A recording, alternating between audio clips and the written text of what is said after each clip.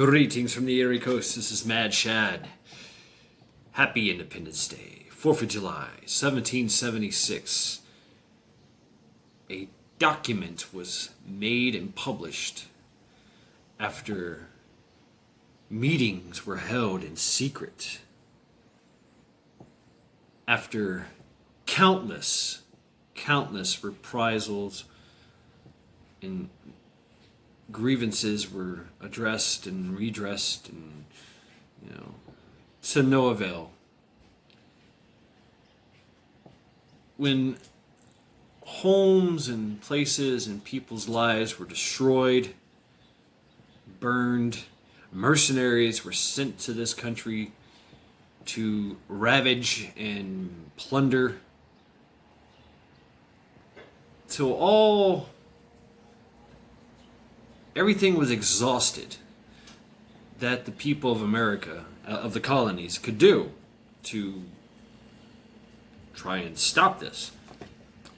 But the King of Great Britain just would not let up. And it was actually something that was going on worldwide. It wasn't just America. It was all of Great Britain's territories, if you will. So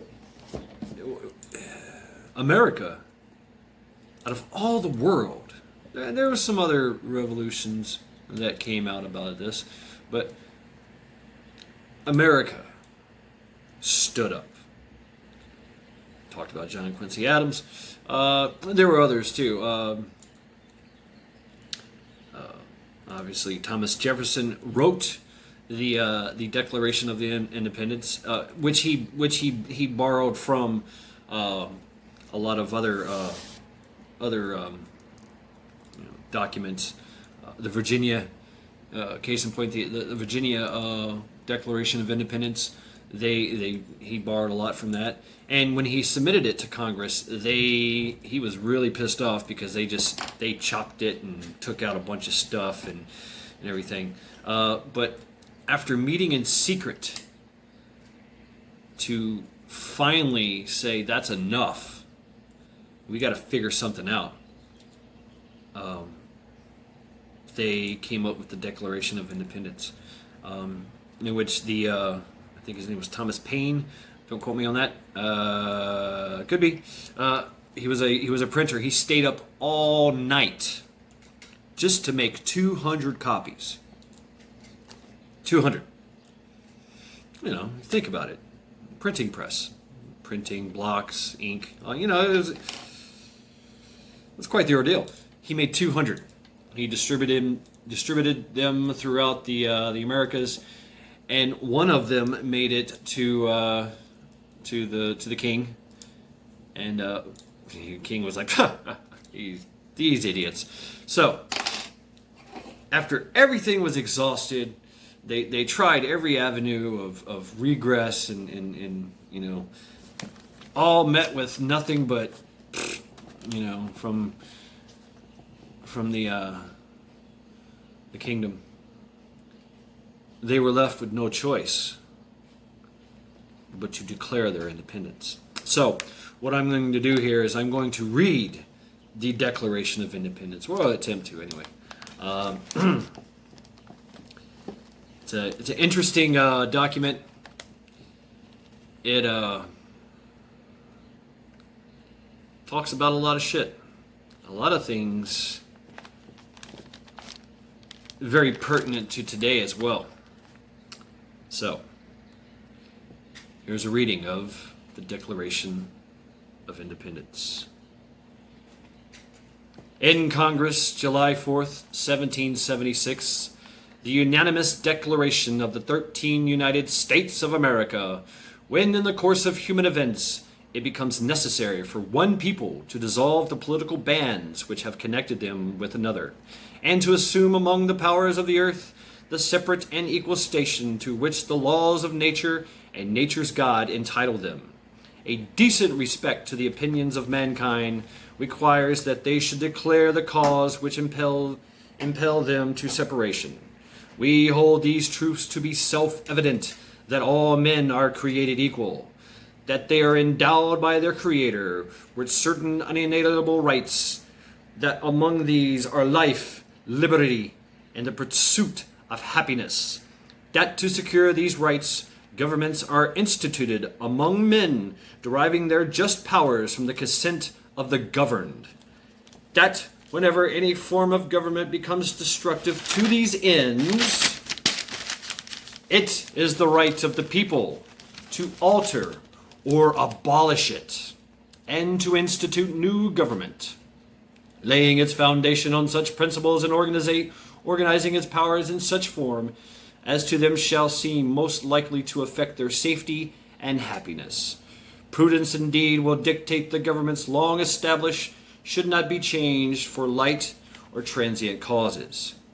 And according all experience has shown that mankind are more disposed to suffer while evils are sufferable than to right themselves by abolishing the forms to which they are accustomed. But when a long train of abuses and usurpations pursuing invariably the same object evinces a design to reduce them under absolute deposition, it is their right, it is their duty to throw off such government and provide new guards for their future security. Such has been the patient sufferance of the colonies, and such is now the necessity which constrains them to alter their former system of government.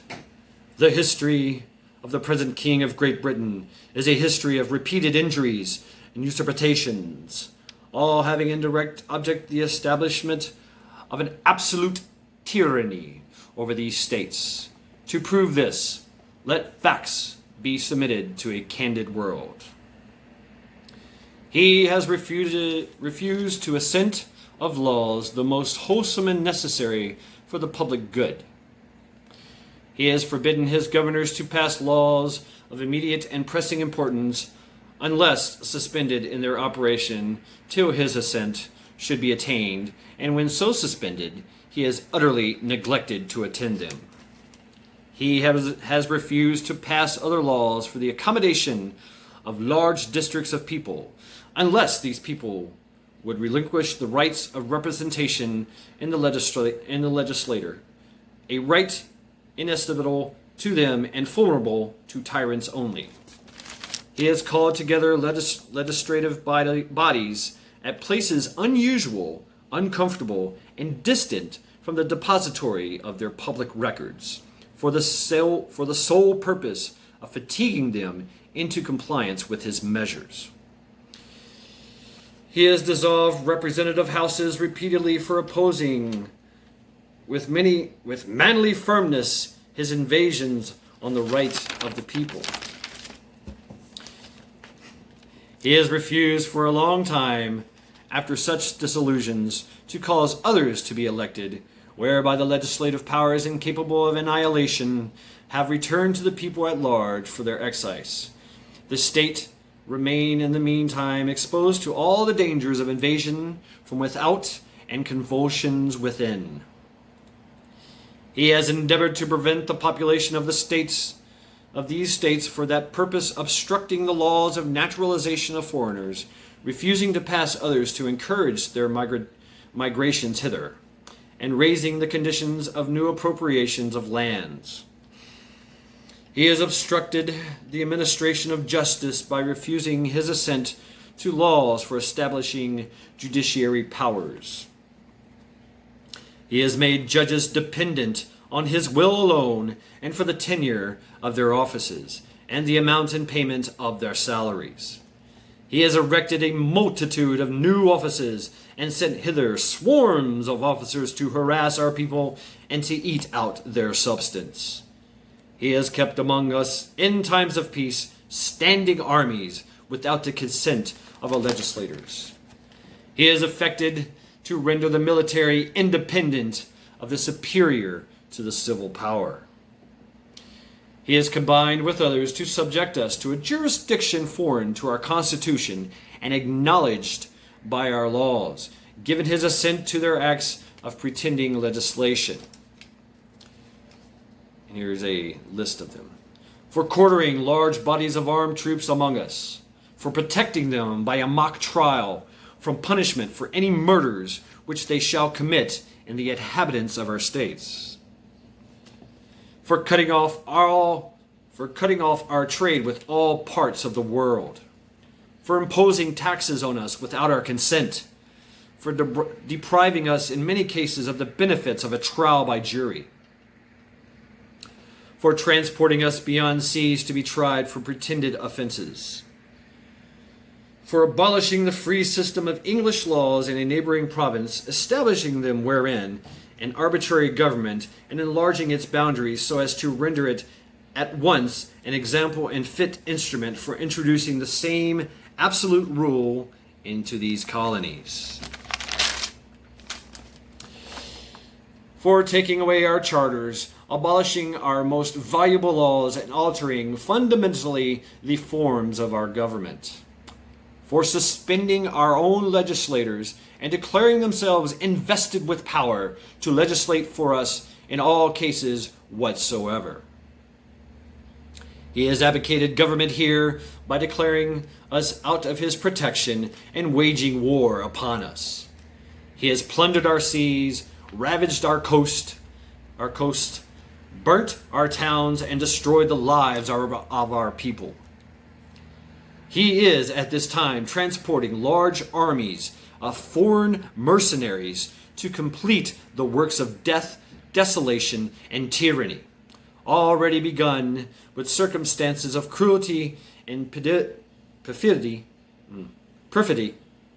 with scarcely parallel in the most barbarous ages, and totally unworthy the head of a civilized nation.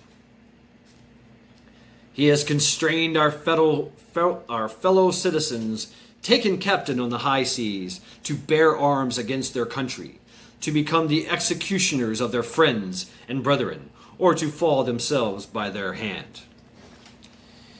He has excited domestic insurrections amongst us, and has endeavored to bring on the inhabitants of our frontiers the merciless Indian savages whose known rule of warfare is an undistinguished destruction of all ages, sexes, and conditions. In every stage of these oppressions, we have petitioned for redress in the most humble terms. Our repeated petitions have been answered only by repeated injury. A prince whose character is thus marked by every act which may define a tyrant. It is unfit to be ruler of a free people. Nor have we been wanting in attentions to our British brethren. We have warned them from time to time of attempts by their legislator to extend an unwarrantable jurisdiction over us.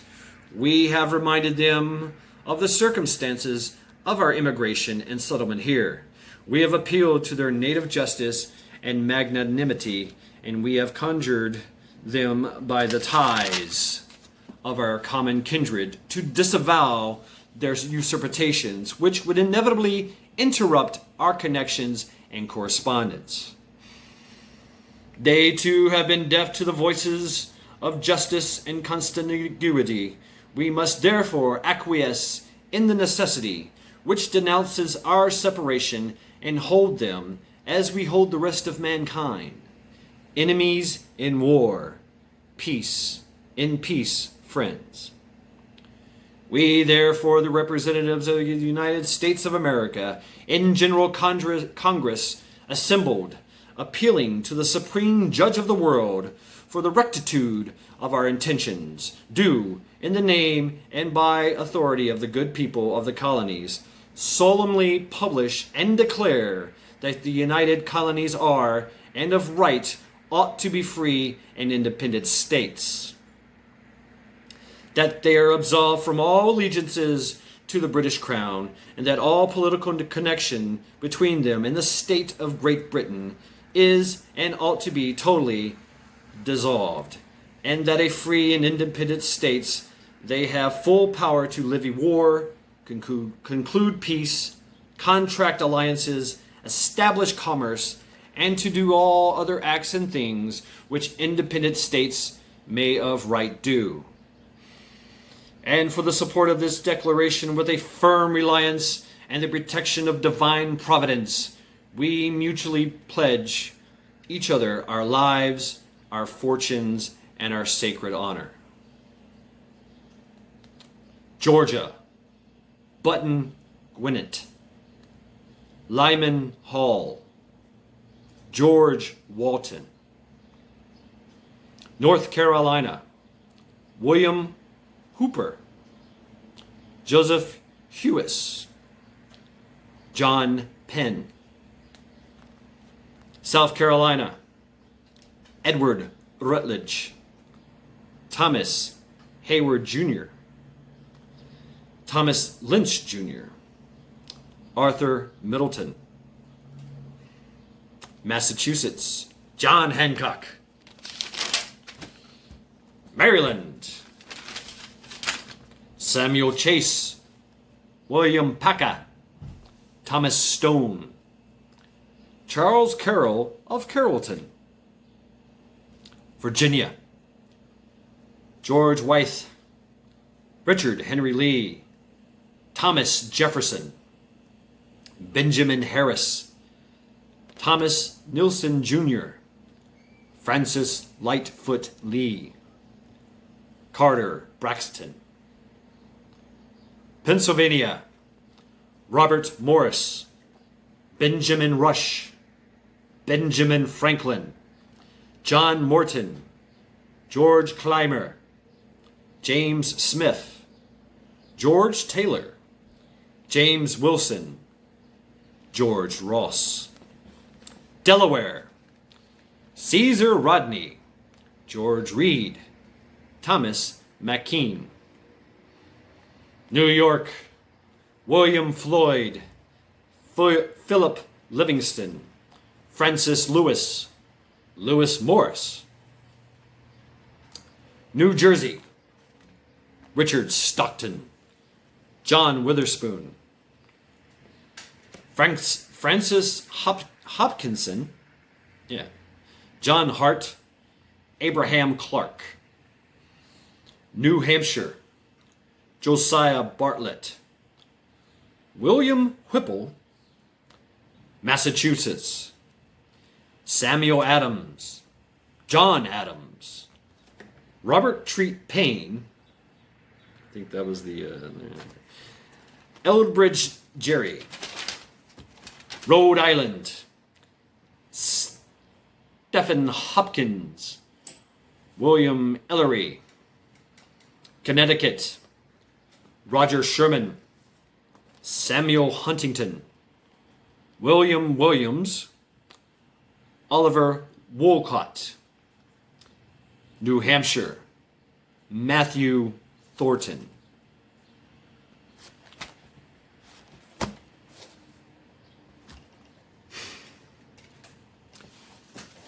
That was the Declaration of Independence on the 4th of July, this day, back in 1776.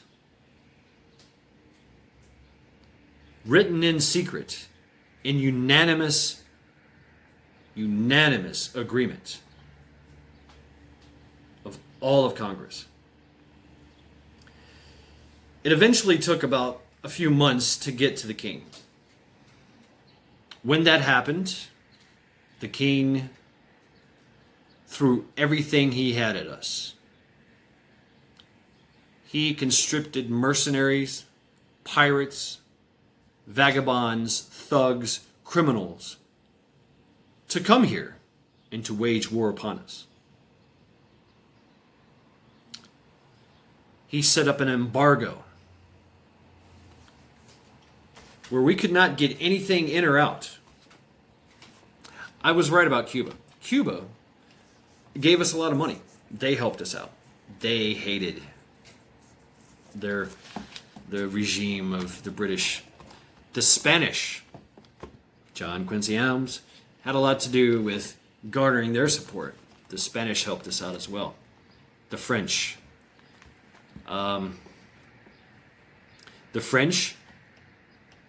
had a rapport with the Native Americans, the Indians at the time, but there was a lot of other. The Indian nation was a very diverse nations, and so the British were also working with other nations, Indian nations, to stomp us out, because they already knew that there was a general consensus amongst most of the nations that we shouldn't be here, and they were actually thinking about annihilating us to every last man, woman, or child. That's where that quote came from in the Declaration of Independence. I hope I didn't butcher it too much. But they threw everything they had at us. And we overcame insurmountable odds to beat back the tide of the combined effort of a total world power. Great Britain at the time was an empire, a world empire. And those that it did not have under its tyrannical regime, it leveraged with policies and tax levies and all kinds of all those things of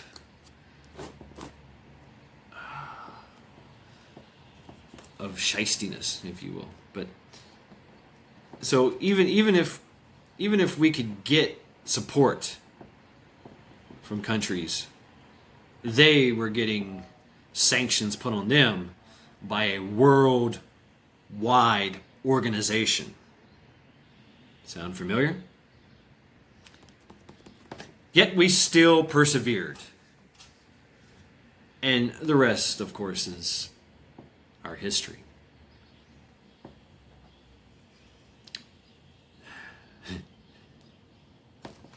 So, history repeats itself, doesn't it? And once again, that thing comes up again, that those who forget their history are doomed to repeat it. That goes for us and them. So, have a wonderful Independence Day. I hope this was enlightening, enlightenment, empowering, and enjoyable. Thank you all. May God bless America. And long live the Republic.